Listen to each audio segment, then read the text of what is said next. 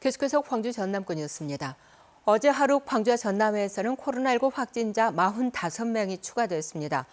백신 접종을 완료하고 확진 판정을 받는 돌파 감염 사례가 또 나왔고 산발적인 감염도 계속되고 있습니다. 보도에 김호 기자입니다.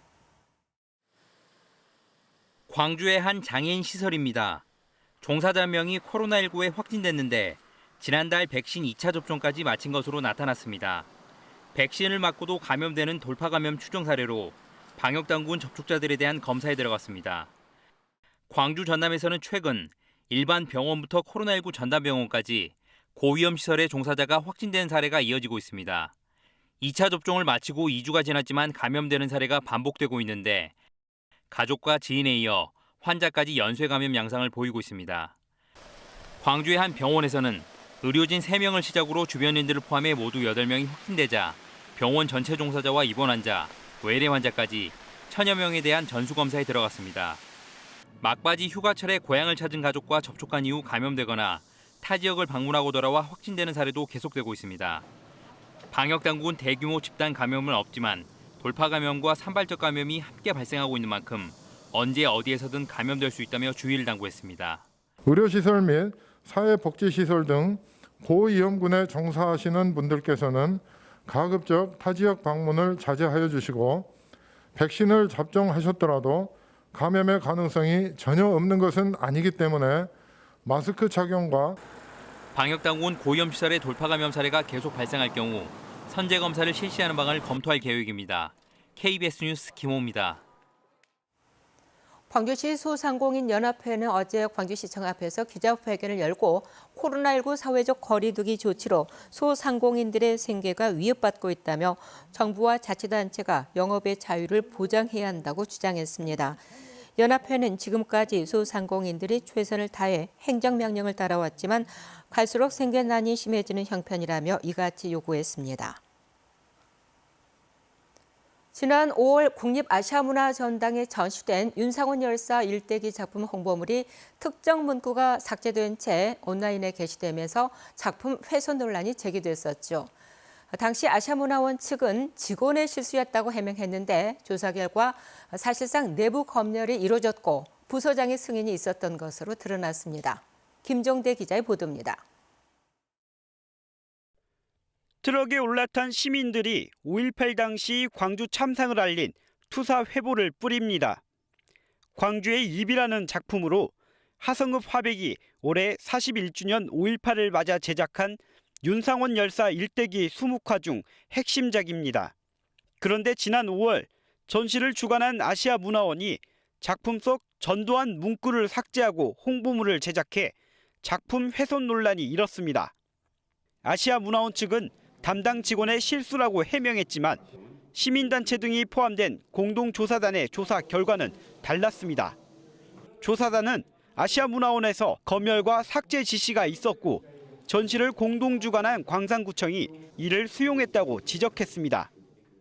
아시아문화원 직원의 검열과 삭제 지시, 아시아문화원 전 민주평화교류센터장의 승인, 광산구청의 수용과 기획사의 삭제 지시, 국립아시아문화전당의 사실상 동의 등이 당시 담당 직원이 작품에 적힌 전두환 문구가 국가기관 전시 홍보물에는 부적절하다는 판단에 삭제를 제안했고 작가의 동의 없이 부서장 등의 승인이 이뤄지면서 홍보물에 해당 문구가 빠진 것으로 조사됐습니다.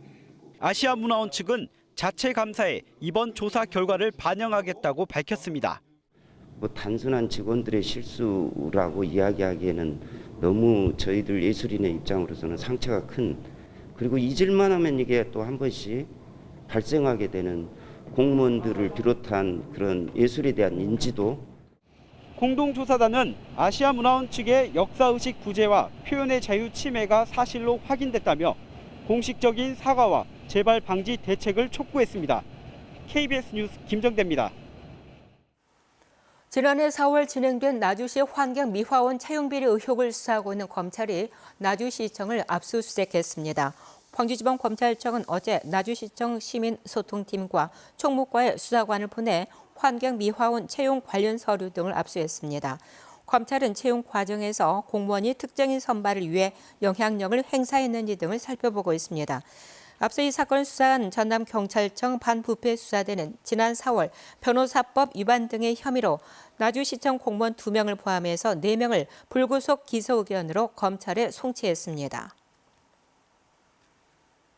현대사회 비극 여순 사건이 발생한 지 73년 만에 특별법이 통과되면서 내년부터 본격적인 진상조사가 시작됩니다. 위원회 구성부터 진상규명과 명예회복 전 과정이 제대로 이루어지는지 감시하고 견제할 여순 사건 범국민연대가 출범했습니다. 하선아 기자입니다. 일기 진실화해위원회가 밝힌 여순 사건 희생자는 1237명. 1949년 전라남도 조사 기록에 남겨진 희생자 수의 10분의 1에 불과합니다. 정부 차원의 진상조사가 시급한 이유입니다. 여순특별법 통과로 국무총리 소속 여순 사건 진상규명 및 희생자 명예회복위원회와 전남도 소속 실무위원회가 내년 출범합니다. 특히 중앙위원회는 출석과 자료 요구 등 권한을 가지고 향후 2년 동안 진상조사를 하고 진상보고서 채택과 희생자와 유족 결정 등에 대한 주요 사항들을 심의 의결합니다. 중앙위원회의 활동이 여순 사건 진상규명의 핵심인 셈입니다. 이 중앙위원회의 역할 감시를 위한 민간 차원의 단체가 꾸려졌습니다. 여순 사건 지역 대표들과 전국의 전문가들이 참여하는 여순 사건 범국민연대입니다.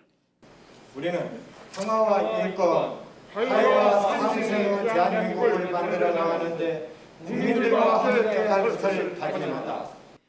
범국민연대는 가장 먼저 시행령과 조례 제정 과정에 요구안을 내고 정부와 위원회에 대해 계속해서 감시와 견제 역할을 해나가기로 했습니다. 정말 전문가들이 들어가가지고 제대로 의결하고 직권조사나 이런 부분들이 제대로 이루어질 수 있도록 해야 된다고 봅니다. 73년 만에 물꼬를 튼 여순 사건 진상규명. 범국민연대 출범과 더불어 지역 간 화합과 하나된 움직임이 시급해졌습니다. KBS 뉴스 하선아입니다.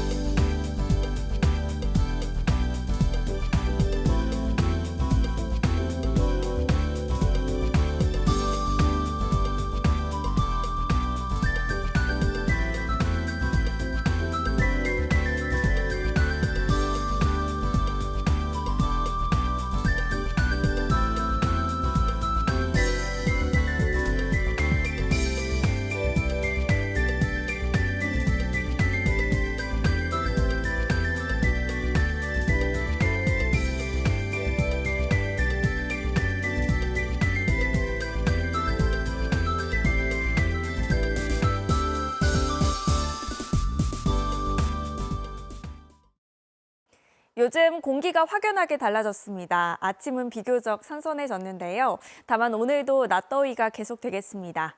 가끔 구름 많은 가운데 광주와 목포 30도, 순천 31도까지 올라 무더위가 이어지겠습니다. 오늘 밤부터는 정체전선이 북상하면서 2차 장마, 가을 장마라고도 불리는 비가 시작이 되겠습니다. 밤에 남해안 지역부터 비가 시작이 되겠고요. 내일 새벽이면 광주 전남 전 지역으로 확대가 되겠습니다. 비는 토요일에는 종일, 일요일에는 새벽에 그치기 시작해서 정오 무렵이면 우선은 모두 그치겠습니다. 내일까지 예상되는 비의 양은 30에서 80mm인데요. 많은 수증기가 유입이 되는 남해안을 중심으로는 최대 120mm가 넘겠습니다. 다음 자세한 지역별 날씨입니다. 오늘도 낮 최고 기온 담양과 영광 31도까지 올라 덥겠습니다. 한낮 기온 여수 28도, 보성 29도로 어제보다 조금 낮겠습니다. 영암과 무안의 낮 최고 기온 30도, 해남 29도까지 오르겠고요. 신안도 한낮 기온 30도로 어제보다 조금 높겠습니다. 물결은 먼바다를 중심으로 최고 2.5m로 다소 높겠습니다. 내일부터는 낮더위가 한풀 꺾이겠고요. 일요일 오전에 그친 비는 월요일부터 다시 길게 이어지겠습니다. 날씨였습니다. 금호타이어 노조가 사측의 전향적 임금 협상안 제시를 요구하며 농성에 이어서 간부 파업에 들어가는 등 투쟁 수위를 높이고 있습니다.